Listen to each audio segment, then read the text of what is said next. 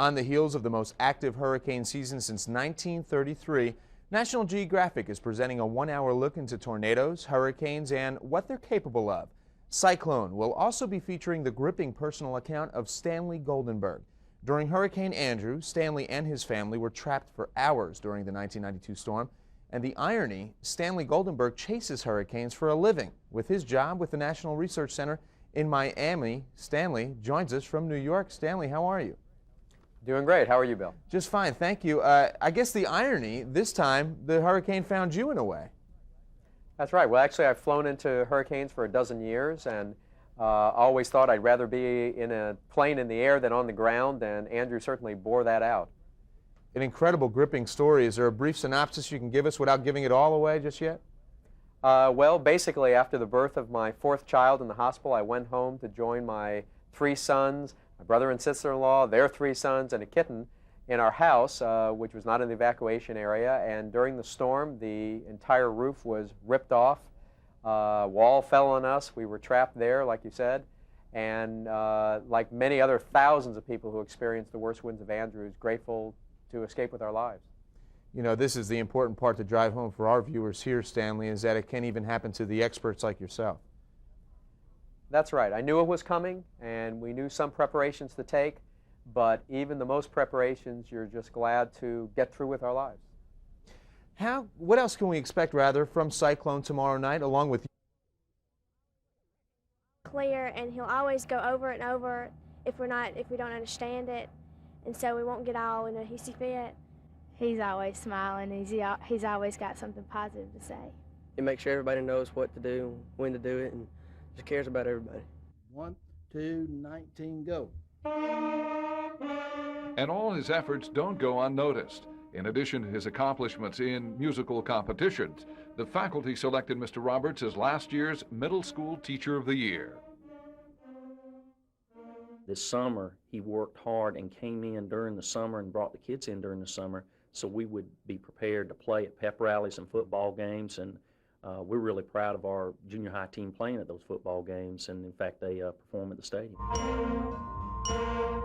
Mr. Roberts says that he has the best job in the world, and his accomplishments are the result of good kids and lots of support.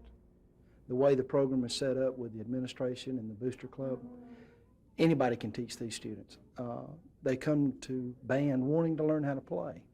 It's something brand new to them. I don't have to force anything on them. It just happens because that's what they want. So for all of his accomplishments on the field of competition and in the classroom, Mac Roberts is this week's Class Act Award winner.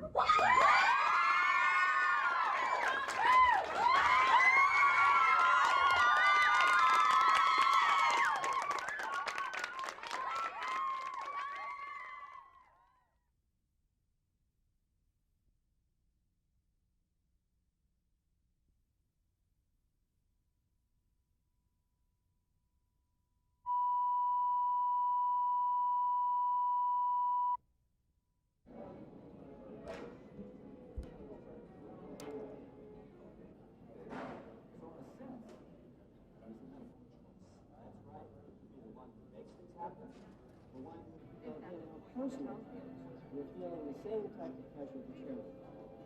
Let's look at how some of the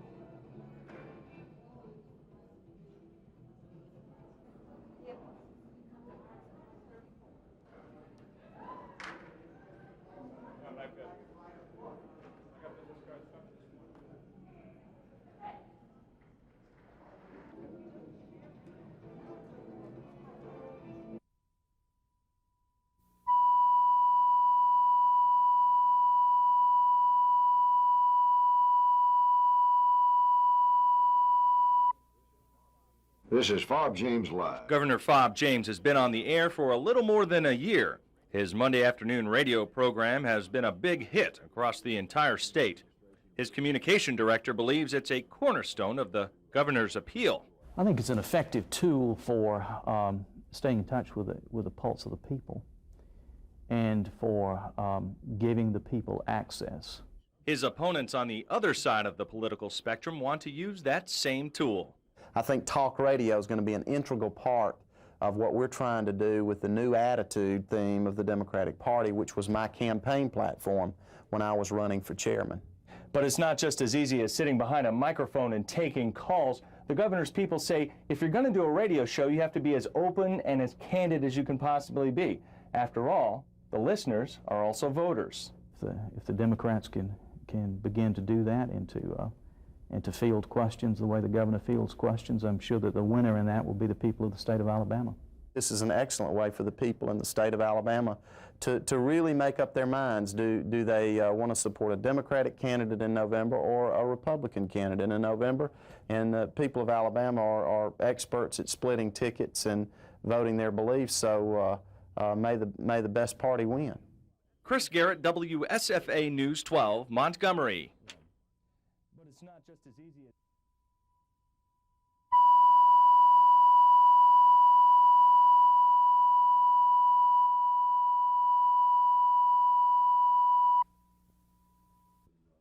Make it easy, and I'm sure that's going to happen. The paperwork trail is very important.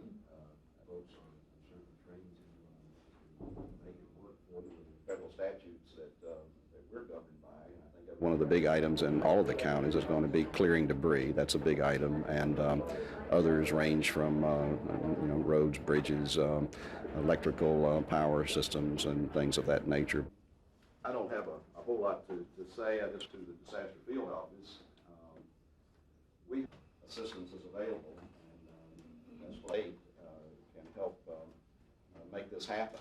And we, with FEMA and the other federal agencies, and assistance available under the federal statutes that we're governed by, and I think everyone understands that. But our will begin.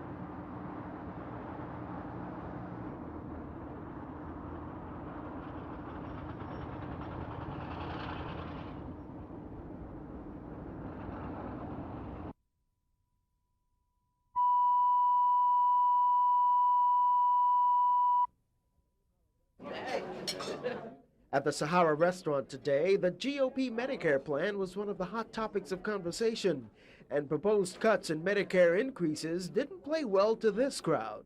What doesn't sound good to me is the fact that the reduction is being used as a bonus for those who can, in the higher income tax bracket. Eagle agrees with the Democrats' charge that the Medicare cuts will pay for a tax break for the wealthy.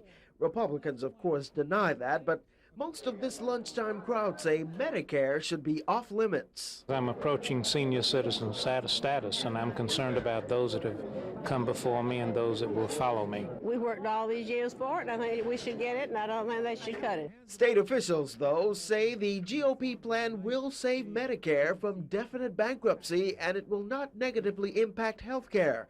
Premiums will go up, but only around $4 to $7. Joan Brock has a vested interest in the plan's outcome. Her mother's in a nursing home. Because she could live quite a bit longer, and I think she deserves to be taken care of.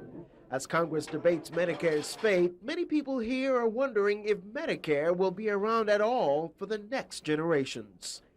Ken Smith, WSFA News 12, Montgomery.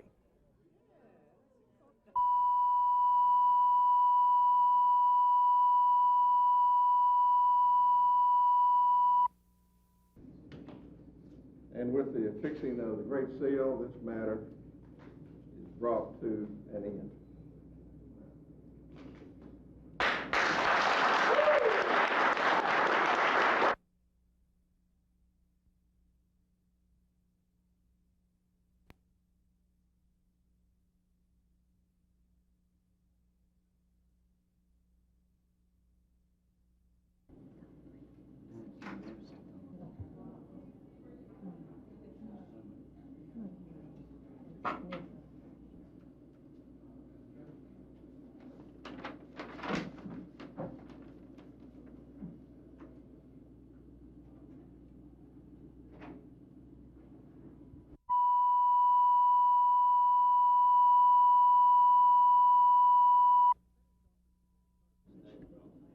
Bennett's office began certifying the results at 9 o'clock this morning. By 11, it was final. Hooper and Lucy Baxley were the official winners. But Bennett says the issue should never have gone this far. Alabama election law is replete with vagueness. We need to have strict orders to follow, and if we had it in this case, we would not have had this interpretation problem in the first place. But I don't know how you can write language any clearer than the Alabama Code states that for an absentee ballot to be counted, you got to have it notarized, or either you got to have 2 witnesses. I don't know how to write that any clearer. The governor also said he'll call for a full investigation into the state Supreme Court's ruling on substantial compliance in this case, and more than hinted it was political. I am saying, in my opinion, based on reading this language, and this language is as clear to me, and I think to you, as I ask you, and I think it's an analogy. I think it's an accurate analogy. How much is 2 plus 2 is 4? How much is 10 times 10 is 100? If somebody read into that an interpretation that said 2 plus 2 is 5, 10 times 10 is 91, but it's correct because it's in substantial compliance, that is the upside down logic that defies comprehension. Therefore, I must say we must also look for motivation.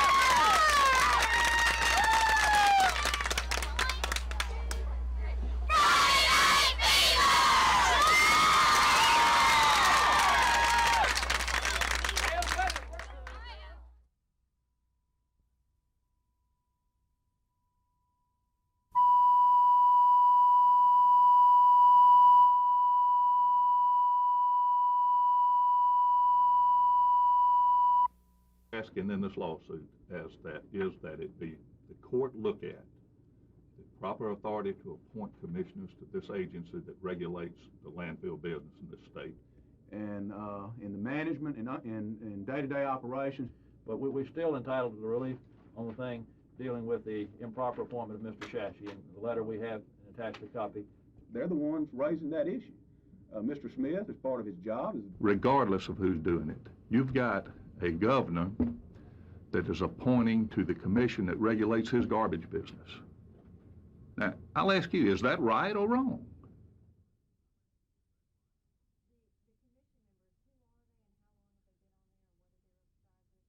Well, it's all in the complaint there, and Mr. Graves from Birmingham's been on there since the inception. He's been the one that has always really run the agency before I came into it, before I...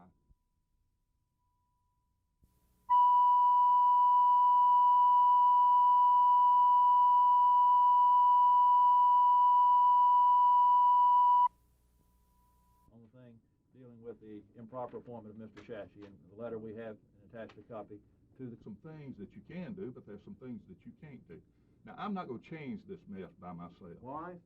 And in the management and in day-to-day operations. There's no conflict of interest. If I was doing $1 million worth of business with the state a year, it'd be one thing.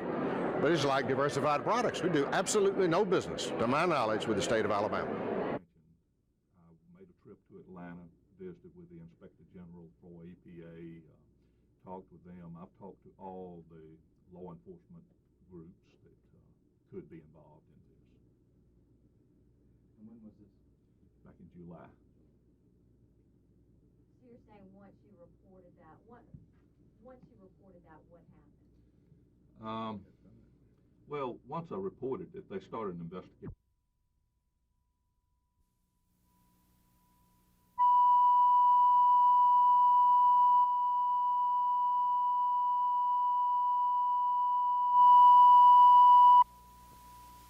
On the thing dealing Former ADEM Director John Smith says he should still be in office. He says when Governor James appointed William Shashie to the commission in July, it was not legal. Shashie cast the deciding vote in Smith's ouster as director. Smith says the governor owns a landfill in Escambia County, a landfill that must be permitted through ADEM. Smith calls that a conflict of interest. Regardless of who's doing it, you've got a governor that is appointing to the commission that regulates his garbage business. Now, I'll ask you, is that right or wrong? Smith filed a complaint in state court this morning against the governor and 3 ADEM committee members. In addition to the governor's conflict of interest, Smith maintains committee members David McGiffert and Stanley Graves both profit from businesses permitted by ADEM, another conflict of interest. If successful, the suit would effectively reinstate Smith to his old post. But the governor says Smith has no case. All of this is a matter of record. I was in the manufacturing business when I was elected last time. That plant had to have a permit relative to several environmental permits and a business permit. What's the difference? The governor's legal counsel says conflict of interest rules apply only to the board members under federal law. They say any action taken by Shashie while on the commission is legal, regardless of whether a member sits on the board legally or not. They also say they may move this case to federal court because there are federal statutes that clarify their case. Chris Garrett, WSFA News 12, Montgomery. Proper authority to appoint commissioners.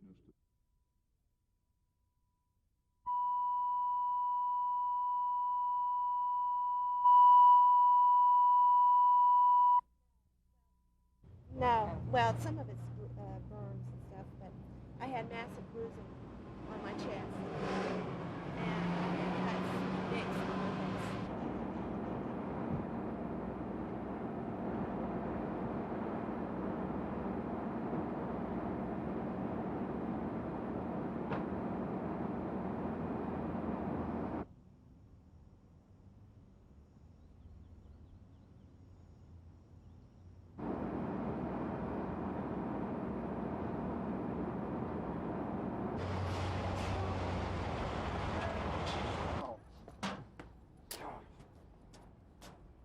You're an important man. No, I'm not.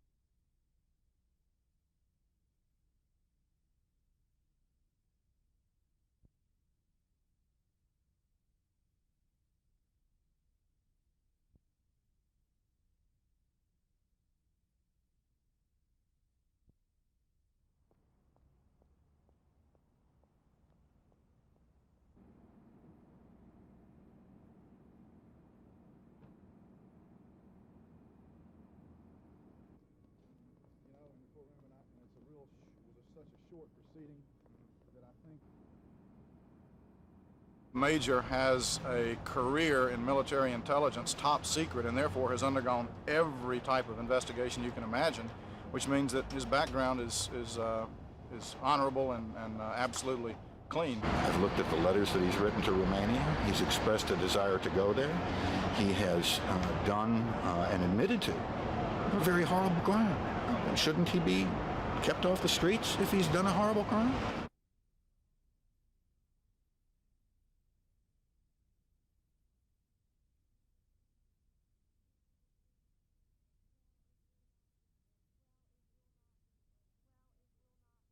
Well, it will not be as easy as it would be if he came home. But we will just take the time to be a family and get back together and get to know each other, especially his children. And how will you do that? Well, I figure once they come home from school every day, I will pack them up in the van and we will go down for several hours and I will take a meal and we'll eat together, dinner at least. Is this every day, every night? Every night that I can be there.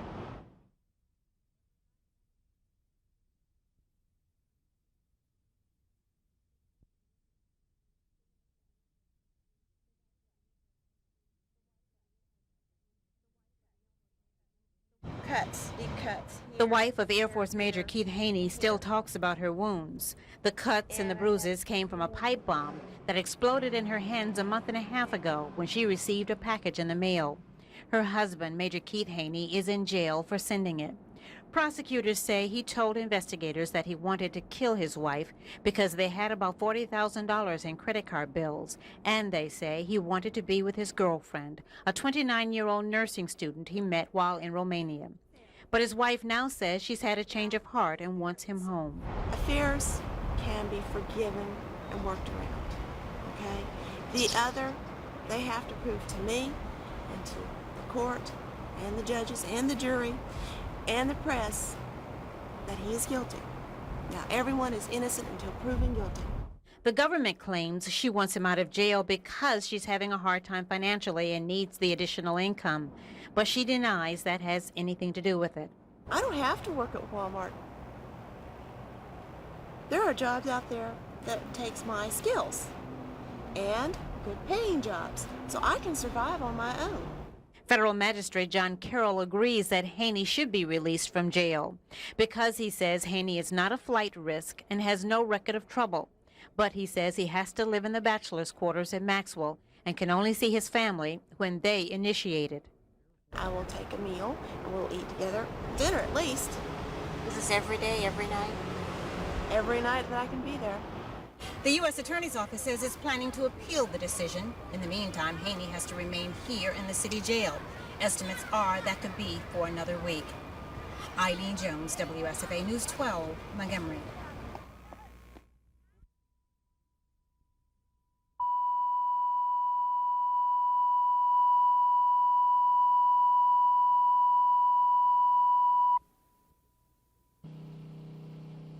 "10 years ago, this sheet of material was a military top secret. It's carbon fiber used in making stealth bombers and Black Hawk helicopters. But today, these graduate civil engineering students are using it to keep this cracking 30-year-old bridge from falling down. Another several years of this rate of deterioration would ultimately cause us to at least post a load limit on this bridge, if not close it and replace it. They take these composite sheets and affix them to the sides and bottom of the concrete beams. Dow manufactures the sheets in Tallahassee and supplies them at cost to the Auburn Research Project.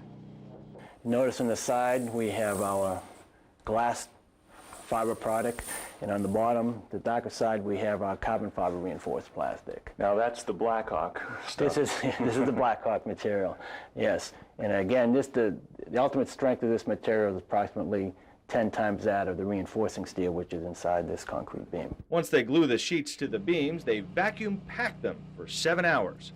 Then they'll come back tomorrow and work on another section. Replacing this entire span would cost $50,000 using conventional methods. That's times 13 spans up and down this bridge, but only $8,000 to fix it using this method. That's a lot of savings to the state.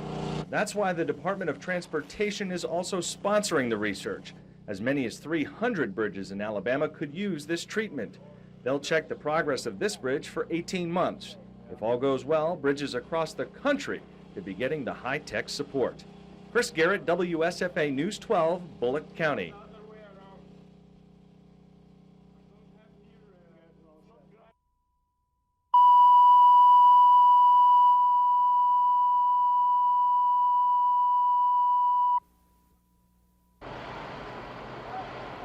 The truck that pulled down the utility lines on the Troy Highway was just under 16 feet high and was pulling a load of more than 120,000 pounds. The maximum legal height for a truck in Alabama is 13 feet 6 inches. The maximum weight is 80,000 pounds.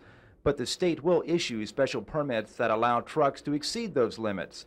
The truck tangled in the wires had the proper permits. The state also regulates how high utility lines must be hung. For overhead communication or electrical cables, there's a minimum clearance of 18 feet that's stipulated in our guidelines. Since the truck was under 16 feet high, the lines were obviously too low. The line the truck snagged is a cable television fiber optic line owned by TCI of Alabama, Montgomery's largest cable operator. When the truck dragged the line several hundred feet, it snapped the power pole the large cable was attached to. The pole that the cables are attached to is owned by Alabama Power Company. They've since put in a new taller pole, and all the wires that cross the Troy Highway are now more than 18 feet above the road. But this cost a couple of $1,000s to do, and the power company plans on sending the bill to TCI.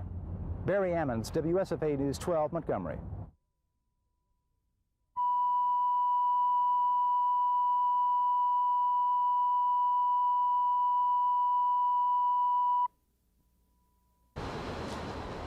The building is more than 80 years old. In the 1920s, the railroad ran right next to it. It was used to store heavy equipment.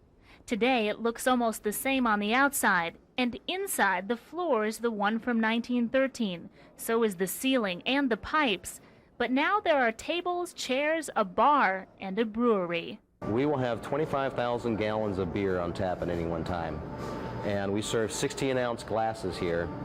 That's 8 glasses in a gallon, so we have a lot of beer on tap at any one time. We have 3 different... The Montgomery Brewing Company is only one of 400 microbreweries in the country, and its owners say it's a lot more than just that. You have a cafe, which is fine dining.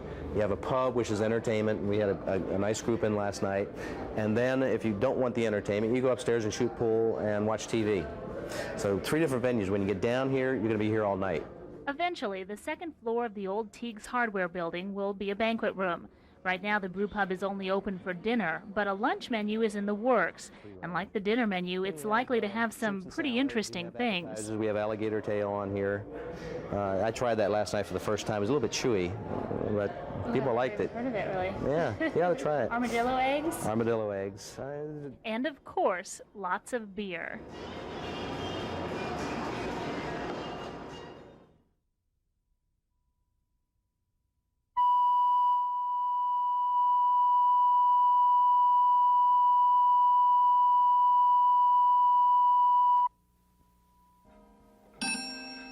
Oh, turning the clocks back is a misnomer to most people. Turning the clocks back to me means stopping your clocks for 1 hour and restarting them to get it with the daylight saving time.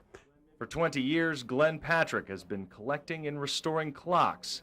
His home and workshop are filled with dozens of beautiful timepieces from days gone by. This clock was patented June the 18th, 1871. These old black mantle clocks sell anywhere from $85 to $125. Terry and Andrews' original label in it. That's a Russian submarine clock. Of course, it's a Sessions electric chef clock. Here's a common clock, it's old banjo clock. You know, a lot of people made those, and this is, I don't know, something new and a novelty thing. In his first year of collecting, he learned his lesson. It's just impossible to keep all these old clocks synchronized, you know, on time and striking the same. So I just run the, you know, what is we are accustomed to, 3 or 4 in the house and 3 or 4 out here. When I asked Glenn how many clocks he had in his place, he wasn't sure. So we went around and we counted each and every one of them in the house and back here in the shop, and we came up with 166 grand total. You could say he has a lot of time on his hands. Glenn buys and sells clocks all over the country. Sometimes he'll put over 80 hours into restoring an old timepiece. But he only sells a clock like this one for $80 to $100. Definitely not a large profit margin. Listen.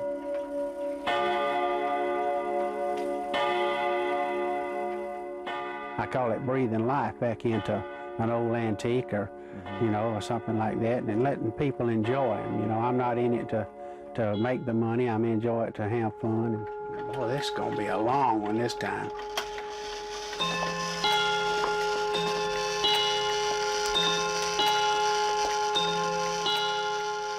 Chris Garrett, WSFA News 12, Montgomery.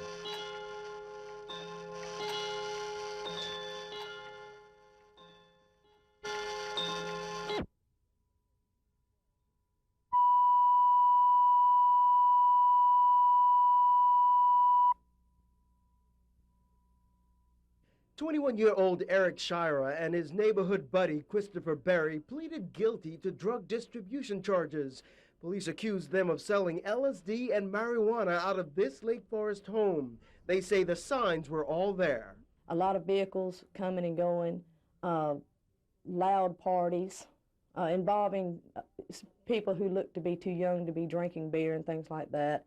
But residents here weren't about to let their neighborhood fall prey to drug dealers, and they set out to do something about it. and the only way we could do it was to keep our eye on the house and let the police know every time we thought there was something going wrong. The neighbors got together and formed small surveillance groups to monitor the house. They would ID people, they would write down tag numbers, they would even take pictures. All this in an effort to build a case against the alleged drug dealers. Claire Cohn spearheaded the neighborhood fight to get rid of the alleged drug pushers. We decided that if there was going to be any form of retaliation, which we had heard about in other neighborhoods with drug crime, that we would stick together and that he would have to get all of us if he was going to get one. You've got however many people in the neighborhood. They want to stop just that one individual and the traffic that he's bringing into that neighborhood. All they've got to do is band together. And these Lake Forest residents did just that, and police say it paid off. Ken Smith, WSFA News 12, Montgomery.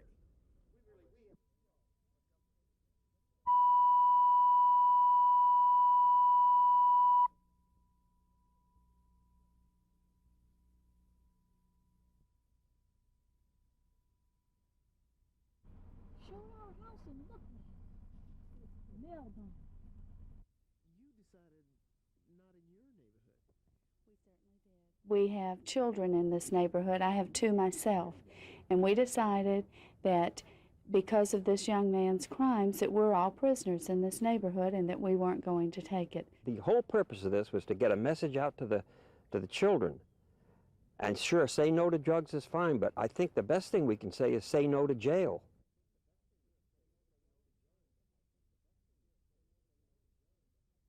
This is going to be heavy fines.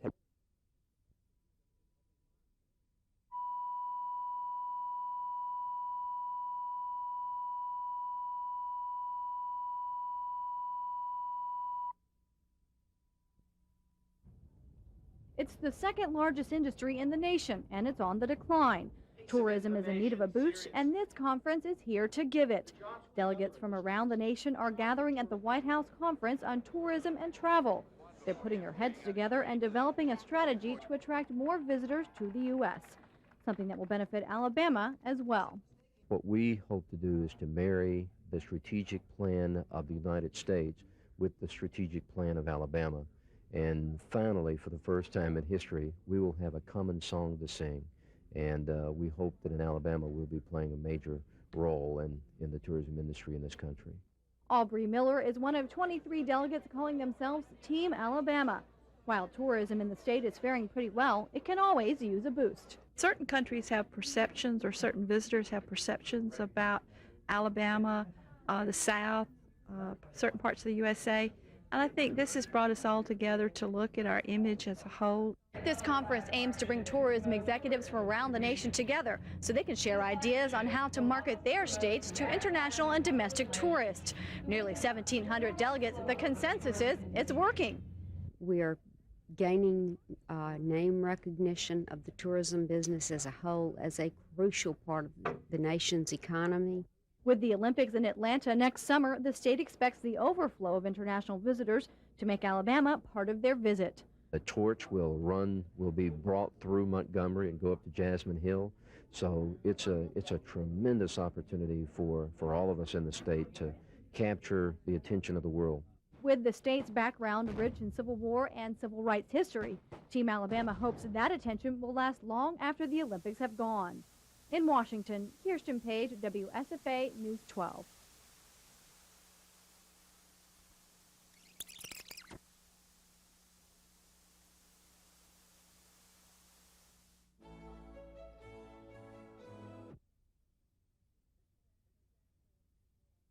This is Ashley's Animal Abuse Prosecution, 11/02/95, 6 p.m.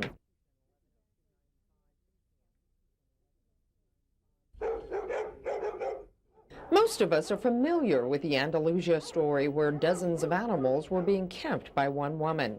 But it's the blatant physical abuse cases which Humane Officer Mary Mansour goes after. Her efforts have not gone unnoticed. The November issue of Animal People, a publication about animals and for the people who love them, commends the local conviction rate of 98% as being one of the best in the nation. Since Mansour stepped out of the shelter manager's role, she's been able to devote all of her time to pursuing animal abusers, but she shares the credit. I think we have some outstanding judges in Montgomery, and I think they see that these people are just criminals and that they feel that they do need to be punished accordingly.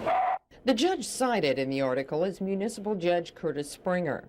Well, in 23 years that I've been a judge in the municipal court, this is the worst animal case that I have encountered. Just blatant, unwarranted evil, and as I perceived it, and that's the way I reflected by my sentence. That sentence was $500 and 6 months in jail. Judge Springer says the crime was particularly heinous. He's charged, it says, at 8 a.m., Mr. Blank took 2 dogs on a chain to the parking lot of the Good Street Community Center and beat them with a brick until they were both dead. And in the hearing of the trial, hearing of the case, it was brought out that he dumped the dead dogs. They were his dogs, and he dumped the dogs in the garbage can here at the Good Street Community Center at 8 o'clock in the morning. And to me, it displayed a terrible, terrible act. The bottom line is that, at least in Montgomery, more people, including law enforcement, prosecutors, and judges, are starting to take animal abuse cases very seriously. Ashley Anderson, WSFA News 12, Montgomery.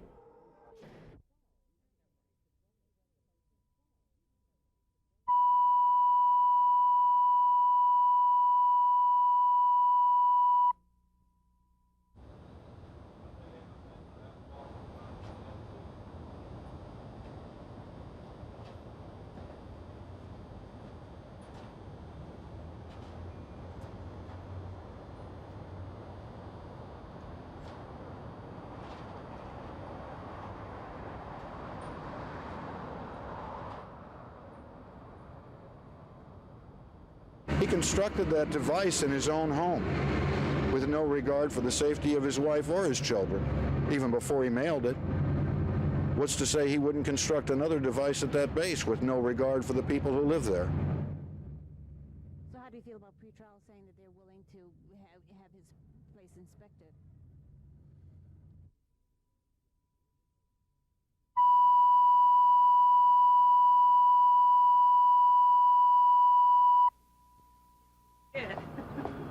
There are more than 1,000 one- and two-room units at the bachelor officers' quarters in Maxwell. This is an example of the type of place where Air Force Major Lester Haney will stay if he is released from city jail. But that if is now in the hands of federal judge Myron Thompson. Thompson, like the federal judge before him, ruled that Haney could not go back home with his family, but could be released on bond to the BOQ and wear an electronic monitoring device. But the commander of Maxwell and Gunter testified that he is against Haney's move on base. Brigadier General Tom Waskow said that Major Haney's presence would pose a danger to others in the military community. Haney signed a statement saying he made and mailed a package bomb to his wife, but he said he didn't mean for it to go off. If Haney were to be released to Maxwell, the federal office that supervises suspects before their trials said it would check on him frequently. The prosecutor is skeptical. Are they going to spend 24 hours a day? Do they have the manpower with all of the other people they supervise in pretrial services to be able to monitor that man around the clock? I don't think that ensures the safety of the people at that base. The defense argues that Haney is innocent and should be released so he can earn a living to support his wife and 3 sons. According to his wife, Haney earned $4,200 a month working for the Air Force. Eileen Jones, WSFA News 12, Montgomery.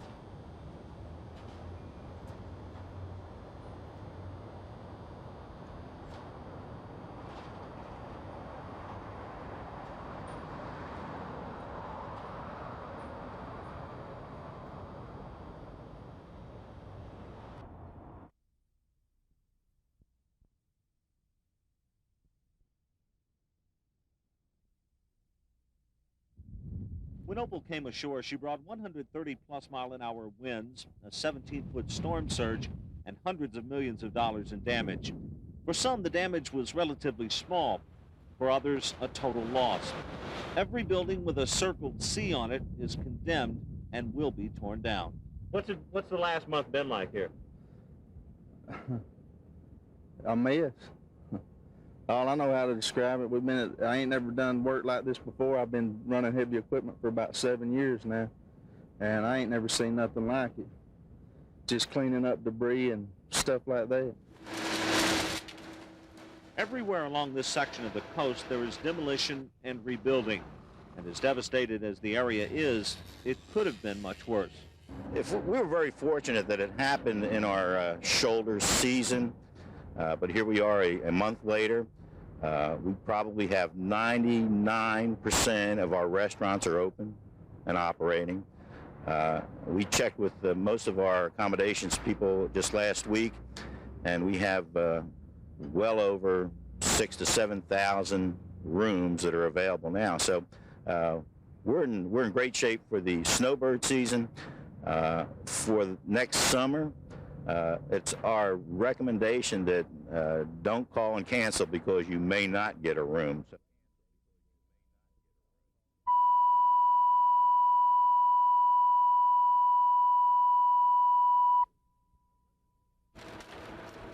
Hundreds of homes up and down Florida's coast look just like this. Over the last month, there have been literally thousands of man-hours put into cleaning up. And as bad as it looks now, it was much worse. If there is a bright spot to the damage here, it's that most of these homes are vacation or rental homes. George Hall and his wife bought this home to vacation in. Well, she loves the beach and she loves this place, and her reaction was, you know, she's sad about it. It happened. But after looking around at other places too, and the people that, you know, that have homes that they live in, not a vacation home or a rental property, she realized then how fortunate we were. The economy here is based on tourism.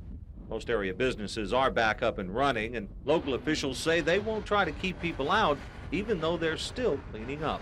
We had a lot of calls, what can we do to help? And right now, the best thing they can do to help is come on down here and spend their money. That'll help our community.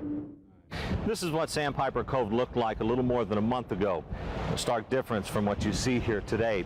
The area we're standing in 3 weeks ago was covered by 8 feet of sand. The work crews say they hope to wrap up the bulk of their work here in about 2 or 3 weeks. But the problem is, anywhere you go up or down this beach, there are dozens of other areas just like this. We've knocked a big dent in it out here. It's not nothing compared to what it used to be. I mean, if you'd been out here a month ago, you could have, it was a mess. Do you think you're beginning to see the light at the end of the tunnel? Just this particular Sandpiper Cove here, probably 2 to 3 more weeks, and they'll be out of here. But up and down the beaches, you know, there's no telling how long there'll be work down here. It may be months or years before the area is as it was, but Nowitzki says they'll be ready for tourists by March. B.J. Davis, WSFA News 12, Destin, Florida.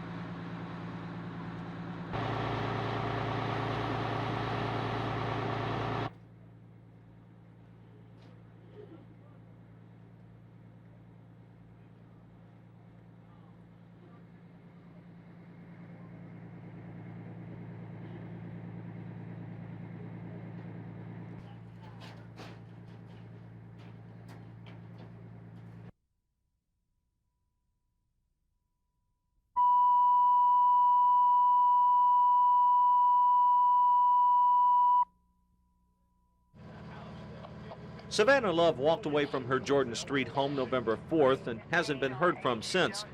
The 77-year-old woman has Alzheimer's and may literally be lost. Rescue teams are scouring the area, but the city's search is a first. Well, it makes it quite difficult because we would think that other residents and people in their day-to-day lives would have spotted this woman.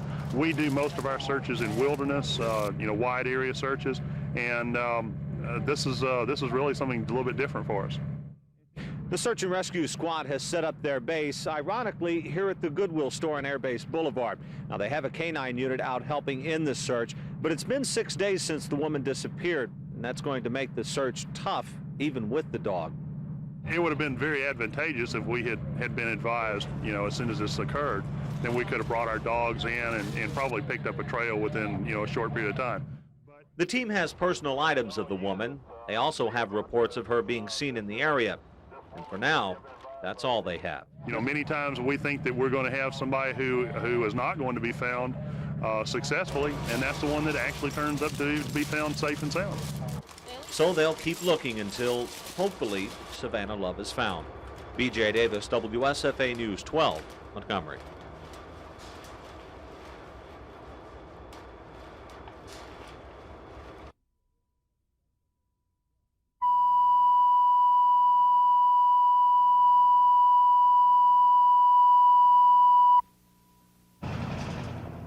The Pecan Lane apartment complex is normally a quiet community, but not last night.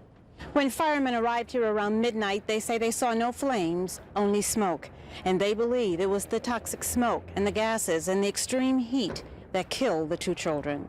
And the few small flames inside came from this couch. Firemen say this is where the trouble began. It took about a minute to put the fire out. It took about another minute to get the children out. They were immediately started CPR on them. They were taken to the local hospital, where I believe the coroner pronounced them dead on arrival. Fire officials believe the 3 children were home alone. The apartment complex's maintenance man lives next door and says he saw the 14-year-old when she escaped through an upstairs window. We asked about the small kids, and she said they wouldn't come to her. And after we talked to LaToya, we went back in, and she jumped off of here, went across the street to her grandmother's. Relatives stand watch at the grandmother's across the street. Fire officials say no word yet from the mother, but they believe the father, who is a trucker, is back in town. But in the meantime, those who know the children are having a hard time handling the news. Look like you're still upset about it. I am. Yes, I am. I don't know if the reality has hit me yet or not. I don't really know what I feel. It's just a real emptiness. Eileen Jones, WSFA News 12, Eufaula.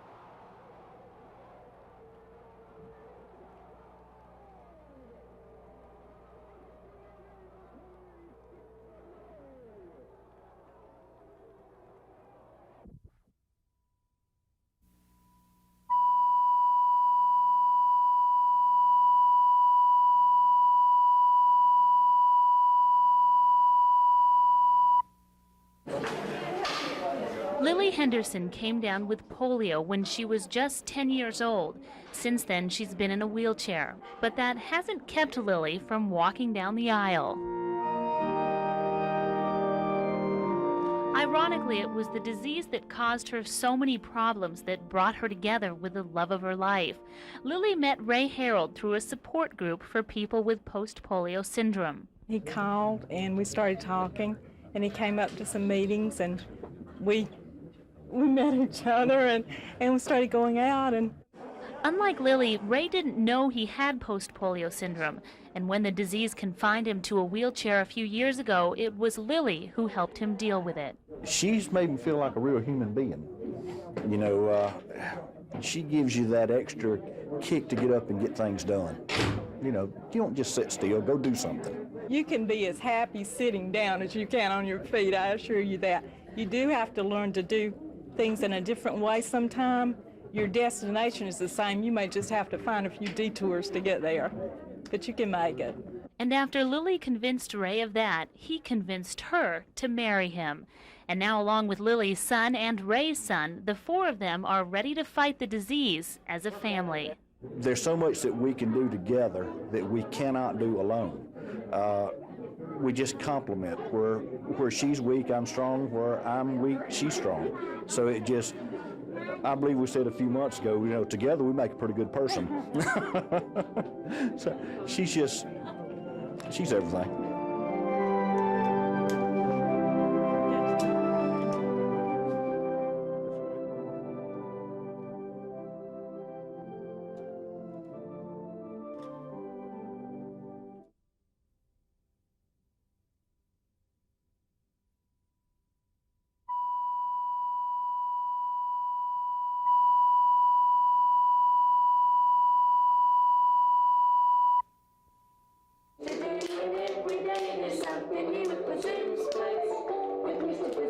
This is the way each morning starts in Kathy Jones' preschool class in Prattville. Oh, good. Everybody clap. All of her students have some sort of handicap, but after completing Mrs. Jones' class, many of these boys and girls are mainstreamed into regular classes. Good job. Here's your kiss. Prattville Kindergarten's principal says Kathy Jones is more than just a teacher. Is Michael here? Raise it up. That's a good boy. She does not stop teaching and loving these children when she goes home. She does home visits to their homes. She cares about them. She takes them on special trips. She's just a very dedicated individual. Good job. Turn around. Everybody clap for Damon. Yay! In our Class Act nomination form, we were told Mrs. Jones' love for her students is evident when you enter the classroom. And that's exactly what we saw during our visit.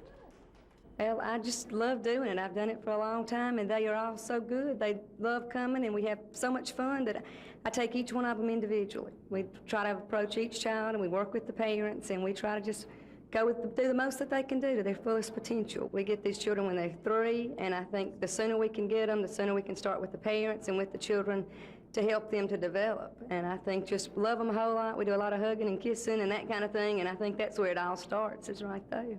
I watch children and they start to be potty trained, or they take their first steps, or they start to say their first words. It's like a mom. It really is real satisfying.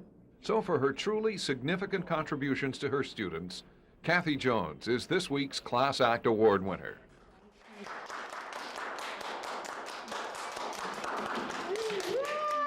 Miss Kathy. Thank y'all.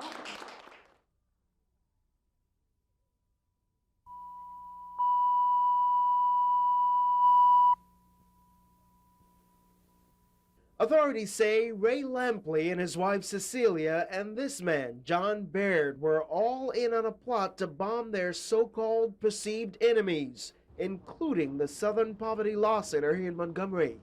The plot, though, didn't surprise the center's director, Richard Cohen. We at the center monitor over 400 militia groups, and we felt that they pose a threat not just to organizations like ourselves and the ADL, but to many other organizations and governmental agencies. Cohen says the center figured something was afoot when they came across a recently published white supremacist newsletter detailing counter-surveillance campaigns against law enforcement agencies and civil rights organizations. Cohen says the Law Center has been the target of extremist groups in the past. This latest bombing plot reportedly was concocted at a tri-state militia meeting this past summer in South Dakota. Security has always been a top priority around the center, and officials say they are relieved that authorities broke up this latest plot, but it's the others yet to be discovered that worry them. You can't prevent everything, and we just keep our fingers crossed that the FBI is smart and that the plotters are dumb, and that we'll be protected from a combination of the two. The combination of a clever FBI and not-so-smart militia members worked this time. Ken Smith, WSFA News 12, Montgomery.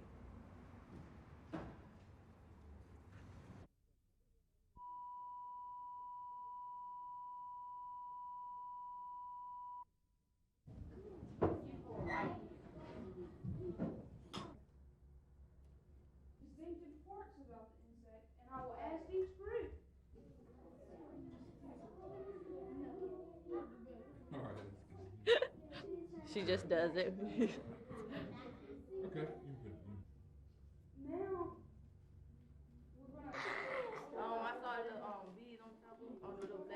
Most everybody thinks spiders are yuck and roaches, and just see things that you know, not everybody likes, but you know, they have a purpose. You know, they're here for a reason.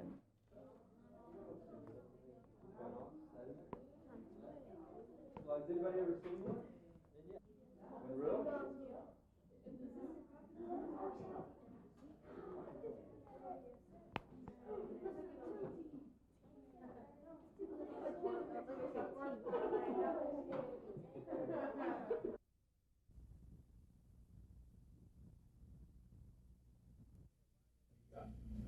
Julia Rybecki took the stand first this morning. She told the jury how Antonio Russell pointed a gun at her and demanded her purse. When he turned away, she ran from the store and was able to call police. When they arrived, she returned to the grisly scene. Well, I went into the store and someone said, "You can't come in here." And they held my shoulders and escorted me out of the store. I stayed right there in front of the store and I started to cry because someone said, "They're gone." James Lindsay and his friends saw a boy matching Russell's description flee from the store.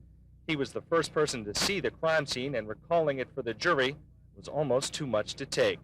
Well, when I first walked inside, it was just dead silence.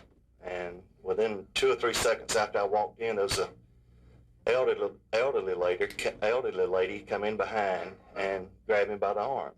And just started, you know, she was hysterical almost. She was wanted to know where her friends were. So they were in there shopping for a birthday present. And she started telling me about the young black male coming in, waving a gun and all this.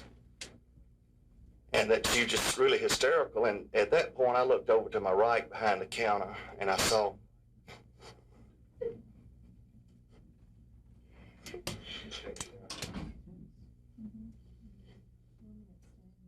The jury saw gruesome crime scene photos. All 3 women were shot in the head. At one point, one juror held her head in her hands, taking a break from the 36 photos she saw of the inside of Huckabee's.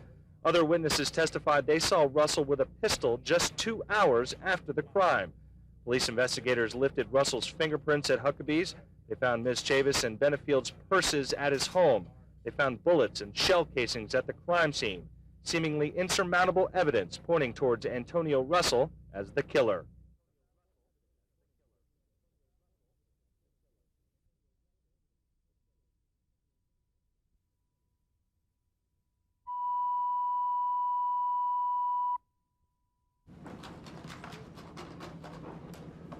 Martina from Mail.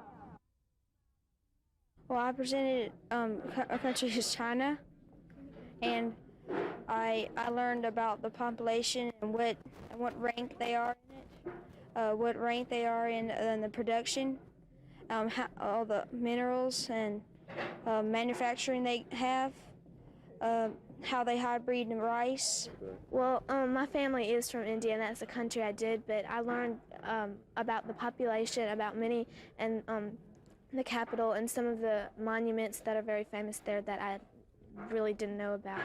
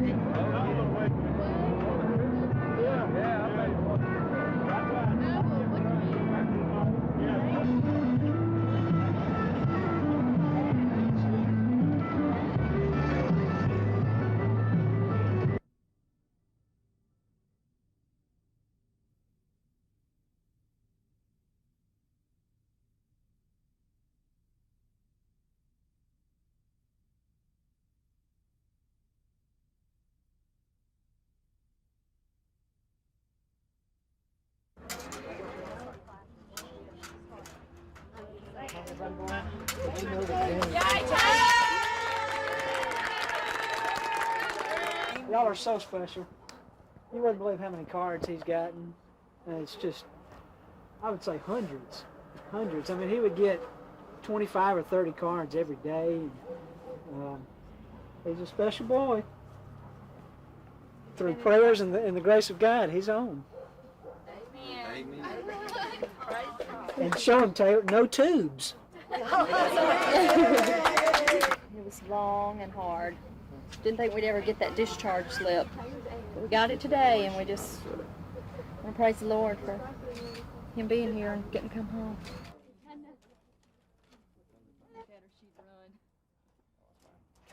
Yeah, we need to have Evan. Yeah. Come here, Lucy. Is that your buddy Taylor?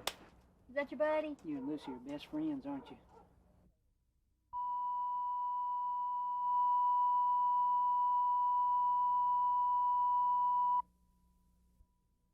Well, we've had good preparation. There's been a lot of excitement. Of course, it's not hard to get the players' attention. Now it's time, although everybody gets more excited, it's time to remain calm. It's time to save yourself and not get overexcited and go out there, just play with all the heart that you can and not get too caught up in all the excitement. Personally, for you, it's been a study of this defense all weekend. They really are. They really come at you so well and play the run. You think you got to pass, but you look at the history of them playing the pass. They're awful good at that. No one ever has big passing days except once in a while. So you got to do a little bit of everything well.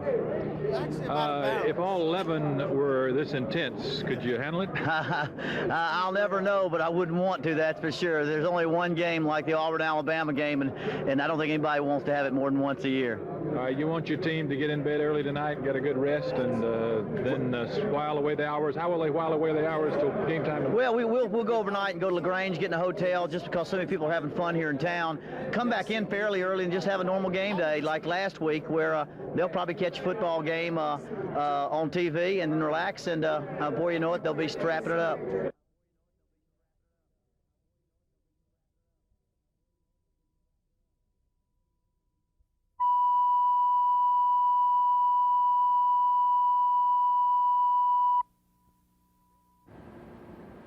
Vanity Fair officials say it's just not economically feasible to continue this part of their operation in Monroeville.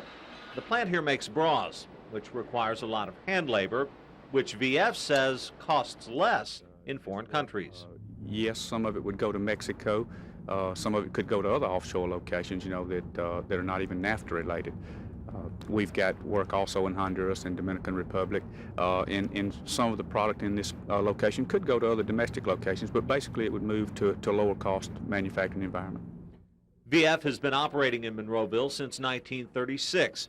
It's Monroe County's largest employer with about 2,300 people on the payroll. But as of March 22, 1996, that payroll will shrink dramatically.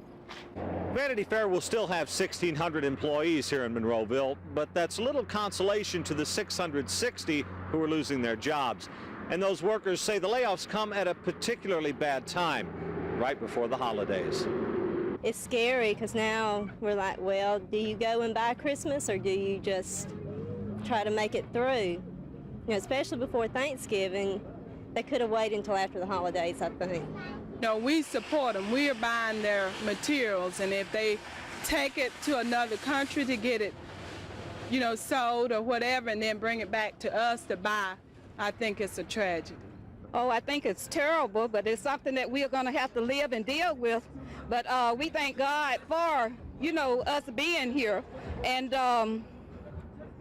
we are, you know, we are looking for jobs still, and hopefully, you know, something will come, some good will come out of this. It's going to hurt because the bills have still got to be paid. And Christmas is still coming around, and my 2-year-old is still expecting Santa Claus. Vanity Fair officials say they'll offer jobs to the laid-off workers as they come open. But for those who will lose their jobs in March, that still leaves a big question about their future. B.J. Davis, WSFA News 12, Monroeville.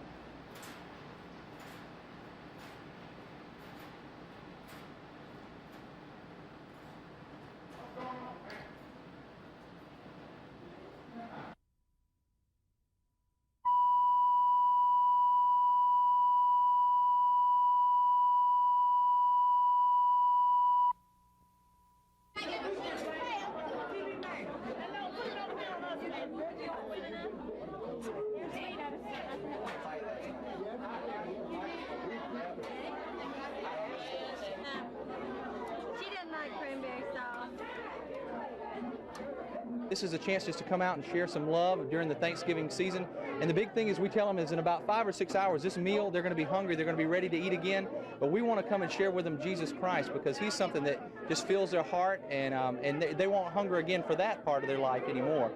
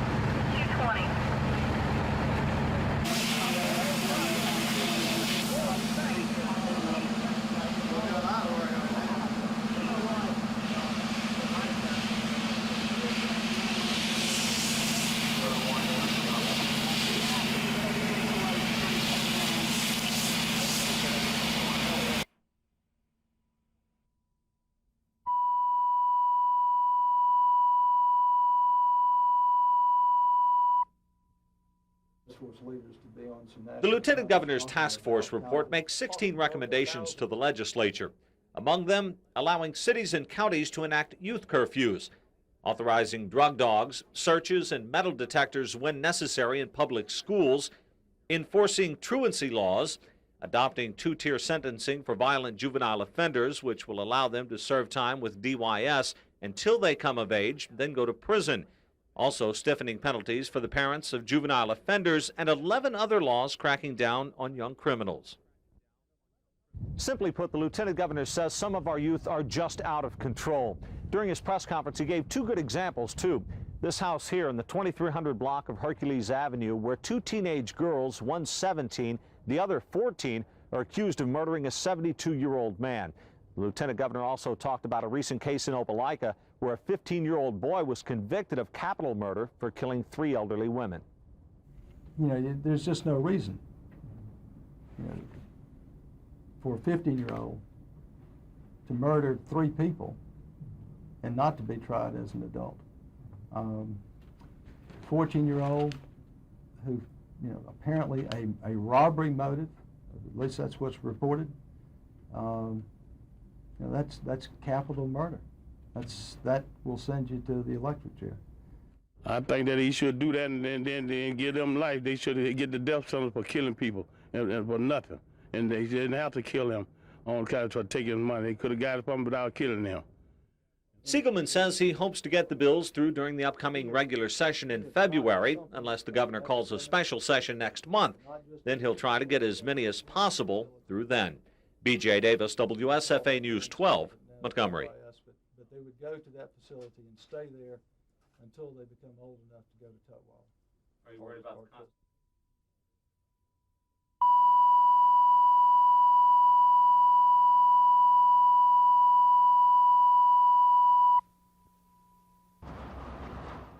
Coaches and players arrived at the federal courthouse ready to quietly pull for their side.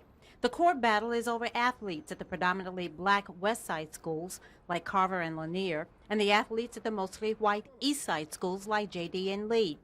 The dispute is over how soon an athlete can play once he changes schools. In Montgomery, a youngster goes to the school where he is zoned, and if he wants to transfer to a school out of that district, one of the ways he can do it is through majority to minority. That simply means that if he's in a school where he's a member of the majority race, he can move to a school where he will be a member of the minority race. This policy was designed to help with integration, but some coaches now say it's hurting their athletic programs. Anybody in their right mind knows it's not right, but we... Football coaches like Robert Fuller from Lanier like the new board policy requiring athletes to sit out a year before playing sports when they transfer. You know, you look at the Jeff Davis in the league, they got twice as many students as we got to choose from. Then they drain off the best black athletes, and that leaves us with nothing. And then we got to compete. But at least 3 parents who transferred their youngsters to JD from Lanier and Carver say they're being discriminated against and that there's more to the move than just sports. I think he has a bright future for him in basketball and baseball, as well as academics. I'm very upset. This represents 1/3 of my son's high school athletic career, and I am very upset that he has been deprived of that year. However, school board members think their policy is fair and helps the West Side schools. They are robbed of superior athletes by these other 2 schools. Therefore, the morale is low, the esteem is low, the attendance at the games are low. They have no money to put back into athletics. Eileen Jones, WSFA News 12, Montgomery. Baldwin and Capitol Heights, therefore, they have except Baldwin and Capitol Heights, therefore, they have.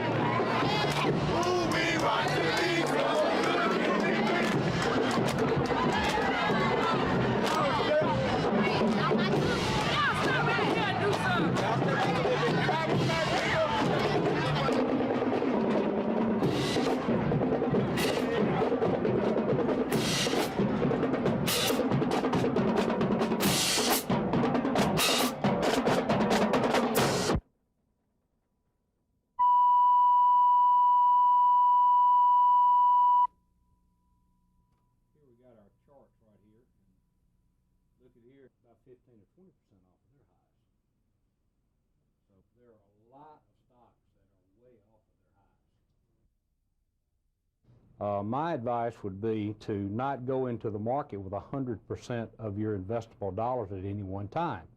If you're thinking about going into the market, go in a little bit now. A month or 2 from now, invest a little more. 2 or 3 months later, invest a little more.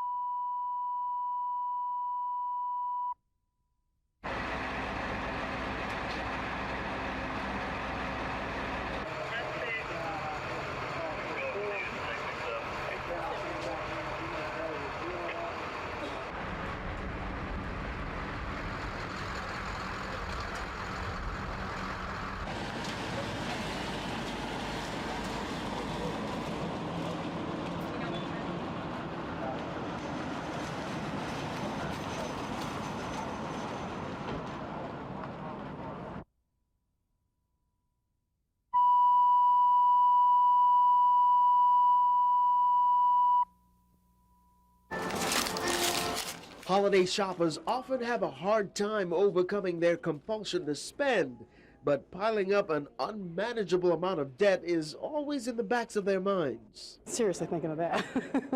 My husband said he didn't want anything if I had to charge it. But charge it they do. And when the after-holiday bills start pouring in, some holiday shoppers run for cover. Many of them end up in Malda Farmer's office at the Consumer Credit Counseling Service. If you live within your means, which is, we'll call it a spending plan instead of a budget, you have to have a plan for where your income is going to go if you're going to avoid problems. Farmer says once you make that plan, then make a shopping list and stick to it. Keep your receipts for the record. Also, limit credit card purchases and use cash whenever possible. That last bit of advice worked for Andy Brennis. His family wrapped up holiday shopping 2 weeks ago. We're moving ourselves from living with plastic to living with cash or living without.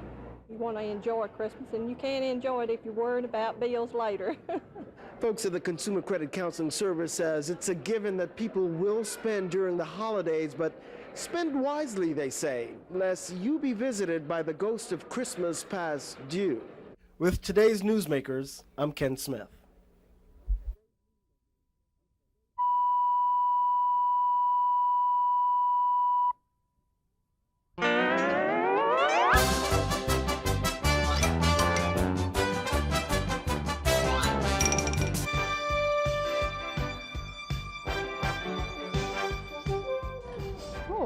Hi, this is Bob Howell. This is my partner, Stephanopoulos.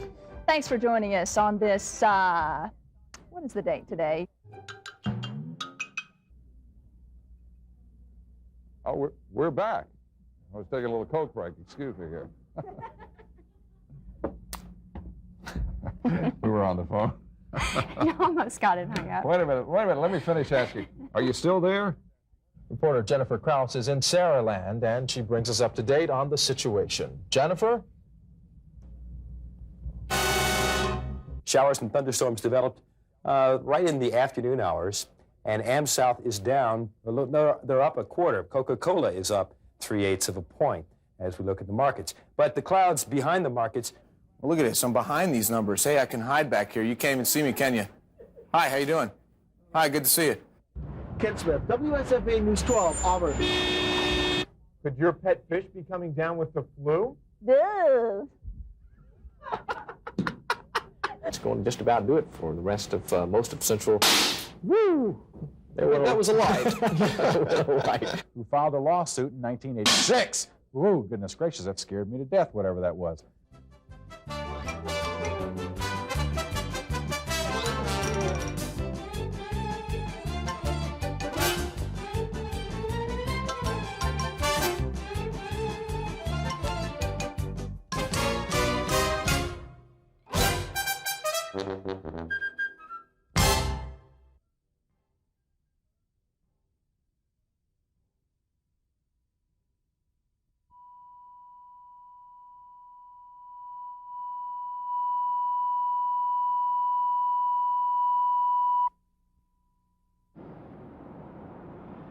When the legislature goes back to work in February, the subject of speed is sure to quickly find its way to the floor for a vote. Already, Senator Lowell Barron says he'll introduce legislation to increase the state's speed limit from 55 to 65 miles per hour on state roads and from 65 to 75 on Alabama's interstates. Most motorists like the idea of being able to drive faster simply because it'll take less time to get places. But the people who have seen just how dangerous speed can be see things from a whole different perspective. We know that where there's an increase in the speed, then there's increase in the severity of the accidents and usually the number of accidents. In fact, the Department of Safety statistics show that in 1974, when the speed was originally lowered to 55 miles per hour, the number of fatal accidents decreased by 21%. In 1987, when the limit was increased to 65 miles per hour, the number of fatal accidents also increased by 14%. And if the numbers keep going up, you can also expect your insurance premiums to go up too. If the number of deaths and injuries and the property damage increases, there will be a direct correlation between insurance premiums. But despite the extra money and increased risk, people still want to drive fast. I travel everywhere from Georgia, Tennessee, Florida, and going that distance, it'd be easier for me. It'd be a lot easier for me. Alex Weistrack, WSFA News 12, Montgomery.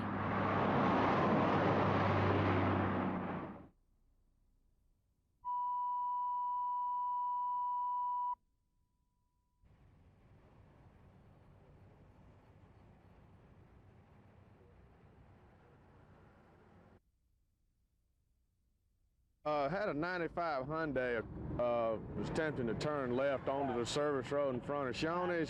The 2 lanes had stopped, allowing her to turn. She caught a break in the traffic and turned left. She failed to see the school bus coming on the inside. The school bus collided with the Hyundai, and the school bus then went off the roadway.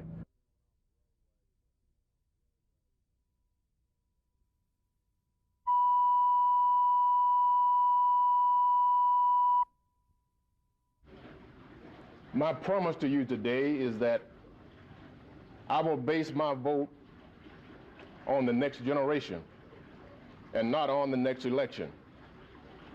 It is imperative that we protect our children. And I hope it does. Looking forward to the journey. We're going to really outwork it. Well, I appreciate all of you coming out. Our pleasure.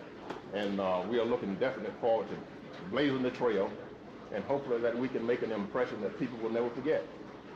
I'm looking forward to the challenge, and I believe I'm up to it. My wife is also. She just said she's a tough bird, and she's ready to hang in there. Absolutely. She's a 7th grade teacher. That's right. So she knows about those tough battles.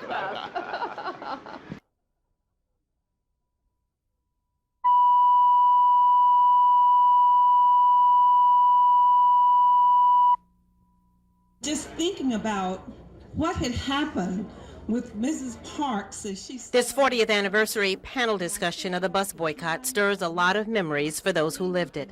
The date brings back recollections of December 1955, when whites only rode the buses while blacks boycotted by walking and catching rides to stores and to churches.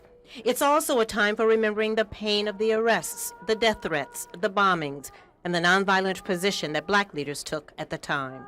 There were people whose feet were trampled on at night by the police.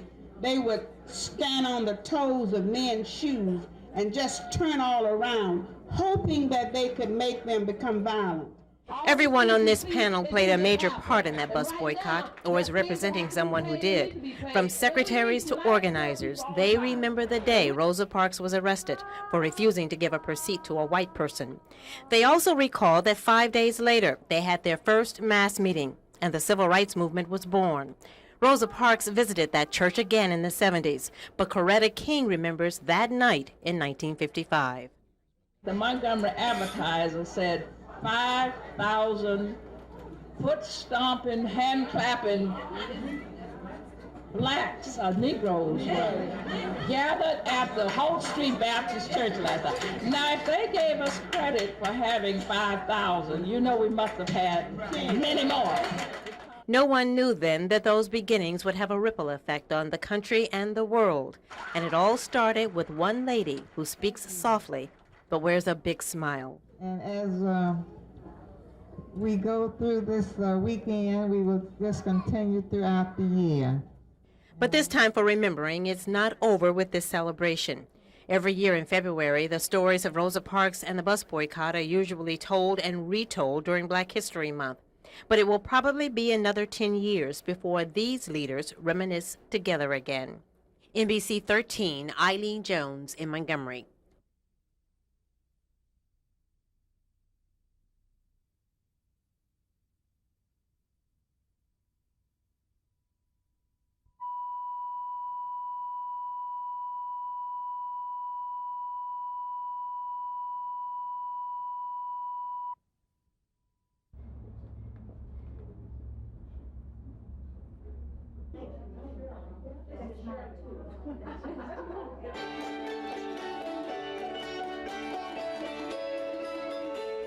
They will see the 19th century, both the buildings and people role-playing the people who lived in the 19th century, and people carrying out the skills and the crafts of those who had to spin and weave to make their clothes.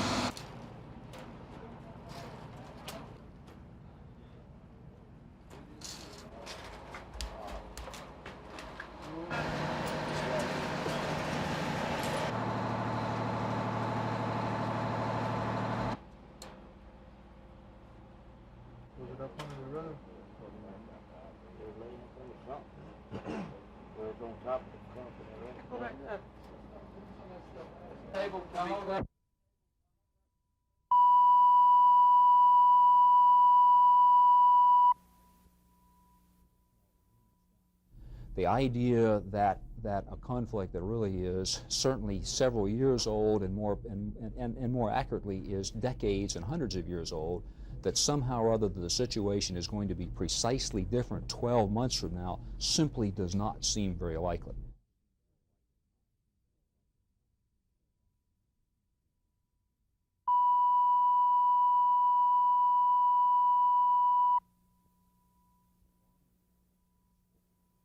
The probable range of casualties is in the 10 to 100. What are you going to come out with, though? What have you gained by losing 10 or 100, and how are you going to measure that, especially when you compare the losses that we had in the Gulf War, where there was something objective that you could say, I've accomplished A, B, and C. In this one, I don't know how you're going to measure. I would hate to be the one writing the letters to the mothers and the fathers and the wives.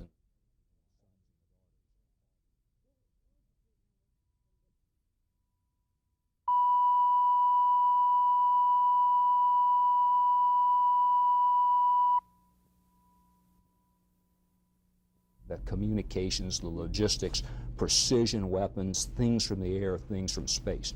That's where our concentration in the future needs to be on intervention, not trading man for man, but instead using our very, very highly leveraged technology to achieve objectives, military and political, that nobody else could achieve.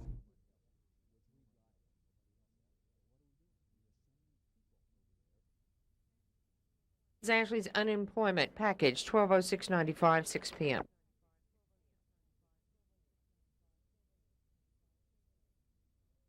So it's a hard time out here trying to find a job.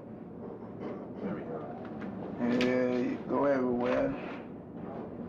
You ain't qualified or something like that. That's a common statement among those who are looking for work. But these people are taking the right first step by going to their local employment office.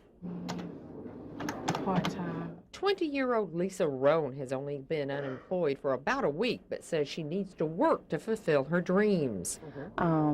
Working helps with my tuition at AUM. It also allows me to eat and have shelter and power. 20-year-old Demisha Rogers also wants to work, go to school, and help her mom with the bills. Her motivator, her 2-year-old son. During Christmas break, you know, the pressure is on to buy presents and things like that, and you're out of money. When January comes, there's the bills that you have to pay. So it's basically getting a job is basically to help support the family at home. With companies downsizing, many employers are looking for versatile employees who can perform more than just one skill. Construction right now is still fairly good. In fact, right now, tradespeople are needed, people with experience and skills. Industrial work right now is reasonably active. Cora Gibson. There are also opportunities for those who need training. The Job Training Partnership Act means that the person can go to school and receive the training they need. And a new Job Corps training center will soon be coming to the capital city. Ashley Anderson, WSFA News 12, Montgomery.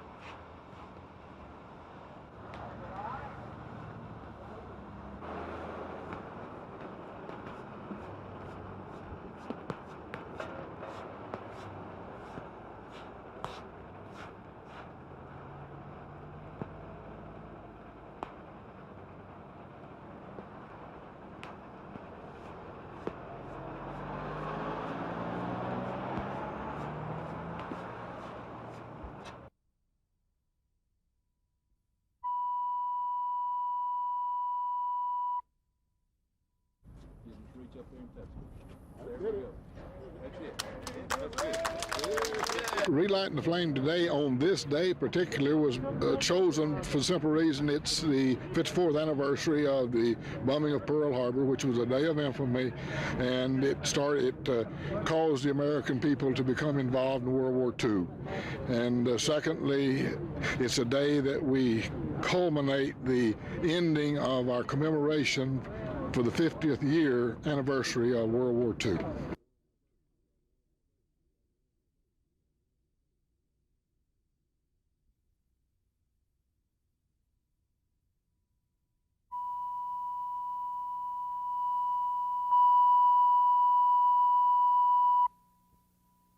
Plus 9 times minus 9, which would be... Welcome to Gary Grantham's math class at Geneva Middle School. Coach Grantham's nomination form included a letter from a fellow teacher, which says in part, quote, "When I have students to write about their best teacher, the overwhelming choice is Coach Grantham. They choose him not because he's easy or lets them do what they want, but because he expects exemplary behavior and work from everyone." He explains everything very thoroughly, and he goes over it with us, and if you need any help with anything, he's there for you. Some people say he's strict, but he's not really once you get to know him. He always helps you know. He explains everything. He's a real good teacher. Minus b squared, or the second number. Grantham's principal agrees with the student's assessment. I believe the sense of fairness, I believe the sense of compassion, the sense of desire for all the children to do well, and he expects it. And he gets it. And he gets it. And Grantham's accomplishments aren't limited to the classroom. A former University of Alabama Heisman Trophy nominee gave Coach Grantham credit for his accomplishments. So what's the secret to his success? And I believe that if we can teach children to believe in themselves and to get that phobia out of them that they can't do and they can do, then I believe the job's completed. You've established what you need to, and then from there on they learn on their own. And most of it's the children. So for his outstanding performance in the classroom, his genuine love of teaching, and his innumerable contributions to his community, Gary Grantham is this week's Class Act Award winner. Congratulations. Here you go, buddy.